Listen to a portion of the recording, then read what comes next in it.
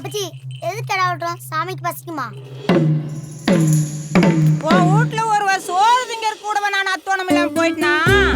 நான் விருந்து வைக்கும்போது குடும்பத்தோட வந்து திங்கல. 4 துண்டு கறிக்காக என்னவெல்லாம் சொல்ல வேண்டியதா இருக்கு. இலைக்கு 2 துண்டு கறி தான் வைக்கணும். தெரிஞ்சவன் சொந்தக்காரன் அள்ளி வச்ச ஒத்த கடாயை வெட்டி ஊருக்கே போட்டா எனத்த மிஞ்சு ஊர்க்காரங்களுக்கு என்ன தின்னு போட்டு போயிருவாங்க. பெருசு இங்க எதுக்கு நிக்கிற?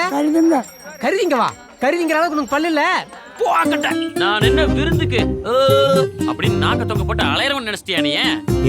நீ கறி வெட்டும் போது எப்படியாவது அந்த கடையோட புடுக்க மட்டும் எடுத்துட்டு வந்துடுறா. நமக்கு வேண்டியவங்களா பார்த்து கூப்பிடுங்க.